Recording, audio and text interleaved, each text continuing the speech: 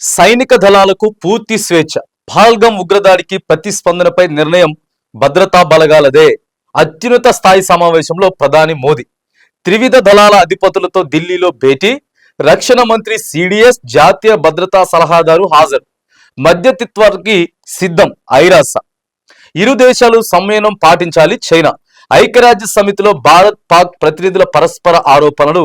జమ్మూ కాశ్మీర్లో నియంత్రణ రేఖ వెంట 5వ రోజు పాక్ ఆర్మీ కాల్పులు. పహల్గాం ఉగ్రదాడి నిందితుల కోసం కొనసాగుతున్నటువంటి వేట. సైనిక దళాలకు మన ఇండియన్ ఆర్మీకి పూర్తి స్వేచ్ఛ ఇచ్చేసినట్టు నిన్న మోదీ ప్రకటించారు. మన భారతదేశ ప్రధాని నరేంద్ర మోదీ గారు నిన్న ప్రకటించేసిండ్రు. ఆయన నివాసంలో నిన్న ఓ మీటింగ్ జరిగింది. ఇగో ప్రధాని మోదీతో సమావేశమయ్యారు రక్షణ శాఖ మంత్రి రాజ్నాథ్ సింగ్, జాతీయ భద్రతా సలహాదారు అజిత్ డోభల్.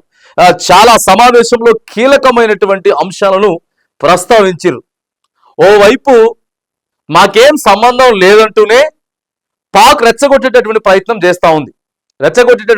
చేస్తా ఉన్నారు. ఉగ్రవాదులు అసలు అంత చొరబడి చాలా దారుణమైనటువంటి ఘటన. ఇప్పటికీ వారం రోజులు దాటిపోయింది. ఏదో వెనక నుంచి వచ్చి దొడ్డిదారి నుంచి వచ్చి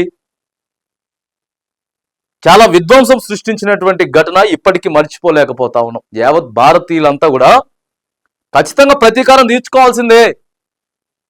రైట్, ప్రతీకారం వాళ్ళకి పోవాల్సినటువంటి వాటర్ ఆపేసినాం. భయపడుతున్నారు. ఇప్పుడు పాకిస్తాన్ వాళ్ళు భయపడుతూనే మళ్ళీ మేకపోతు గాంభీర్యం అన్నమాట. మేకపోతు గాంభీర్యం. అలా జనాభా ఎంత, వాళ్ళ కథ ఏంది, అలా ముచ్చటేంది. వాళ్ళ ఇండియన్ రైల్వేస్ ఇప్పటికి కూడా వాళ్ళ పాకిస్తాన్ రైల్వేస్ గతి లేదు. అరే ఒక అభివృద్ధి చేసుకోవడం తెలియదు, డెవలప్ చేసుకోవడం తెలియదు, ఒక విద్య ఎట్లా చదువుకోవాలో తెలియదు. వస్తామంటే రమ్మంటున్నాడు మోదీ డైరెక్ట్ గా. మేము మీ పూర్తి స్వేచ్ఛ ఇచ్చేసింది ఆర్మీకి అంటే మీరే అర్థం చేసుకోండి. మాకు ఇండియన్ ఆర్మీ మా జవాన్ల మీద మాకు నమ్మకం ఉన్నది.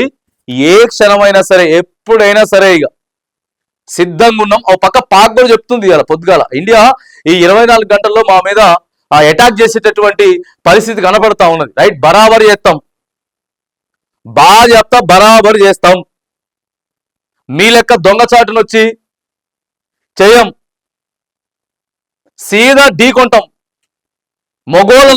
మగవాడిలాగా ఢీకొంటది భారత్. పూర్తి స్వేచ్ఛ ఇచ్చేసిండు. మామూలు చాలా టెన్షన్ వాతావరణం ఉన్నది. అవతల పక్కేమో మేకపోతు గాంభీర్యం ప్రదర్శిస్తున్నటువంటి పరిస్థితి ఉన్నది. సో ఇక ఐక్యరాజ్య సమితిలో భారత్ పాక్ ప్రతినిధుల పరస్పర ఆరోపణలు. ఇరు దేశాలు సంయమనం పాటించాలని చెప్పేమో చైనా చెప్తా ఉన్నది. సంయమనం పాటించాలంటే వచ్చిరు కదా, వచ్చి టపా టపా బుల్లెట్ల వర్షం కురిపిస్తే ఎట్లుంటది? యువతలోడు తింటలేదా? ఉప్పు కారం యువతలోడు తింటాడు కదా, తింటలేమా? ఊకుంటాం ప్రతీకారం తీర్చుకోకుండా. ఎక్కడికక్కడికి దొరికినట్టు వేసి పారేయాలి. పహల్గాం ఆల్రెడీ కొన్ని ప్లేస్లను ఆక్యుపై చేసేసుకున్నారు మనోళ్ళు. ఇప్పటికే 18 ప్లేసులను ఆక్యుపై చేసుకున్నారు. ఆ తర్వాత వాళ్ళు ఎవరైతే ఉగ్రవాదులు ఉన్నారో దొంగనా కొడుకులు వాళ్ళందరినీ కూడా ట్రేస్ అవుట్ చేసి ఆల్రెడీ ఎక్కడెక్కడ ప్లేస్ ట్రేస్ అవుట్ చేస్తా ఉన్నారు. కథ ముందుకెళ్తుంది, చాలా స్పీడ్గానే ముందుకెళ్తుంది. పహల్గాం ఉగ్రదాడికి ప్రతీకారం తీర్చుకునేందుకు భారత్ సిద్ధమవుతుందా? ఆ మేరకు సైనిక దళాలను సన్నద్ధం చేస్తుందా? ముష్కర మూకలపై ఎప్పుడు ఎలా చర్యలు తీసుకోవాలని నిర్ణయించుకునే స్వేచ్ఛను సైన్యానికి ఇవ్వడం, అత్యున్నత స్థాయిలో వరుసగా పలు కీలక భేటీలు నిర్వహించడం ఈ విషయాన్నే స్పష్టం చేస్తా ఉన్నాయి.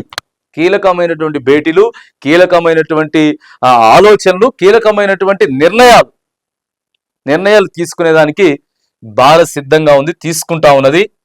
ఏ క్షణమైనా సరే ఇక ఉగ్రవాదాన్ని మట్టి కరిపించాలన్నది జాతీయ సంకల్పమని, దీనిని నెరవేర్చేందుకు దృఢ నిశ్చయంతో ఉన్నట్లు మంగళవారం ఢిల్లీలోని తన నివాసంలో జరిగిన అత్యున్నత స్థాయి సమావేశంలో ప్రధాని మోదీ పునరుద్ఘాటించారు. అంతకు ముందు సైనిక ఉన్నతాధికారులు పలు దఫాలుగా సమావేశమై వ్యూహాల్ని సమీక్షించారు. మరోవైపు సరిహద్దుల్లో పాకిస్తాన్ కవ్వింపు చర్యలను కొనసాగిస్తూనే ఉంది. వరుసగా 5వ రోజు సోమవారం అర్ధరాత్రి నియంత్రణ రేఖ వెంట కాల్పులు జరపగా భారత సైన్యం గట్టిగా తిప్పికొట్టింది. భారత్ పాకిస్తాన్ మధ్య ఉద్రిక్తతలు పెరిగిపోతున్న నేపథ్యంలో నేపథ్యంలో వాటిని సడలింపజేయడానికి మధ్యవర్తం వహించేందుకు సిద్ధంగా ఉండమని చెప్పి ఐక్యరాజ్య సమితి కూడా సెక్రటరీ జనరల్ గడ్సర్ వెల్లడించింది. ఇరు దేశాల సంయమనం పాటించాలని చైనా సూచించింది. సో ఈరోజు కేంద్ర కేబినెట్ భేటీ కూడా ఉంది. కానీ ఖచ్చితంగా ప్రతీకారం మాత్రం ఉంటది.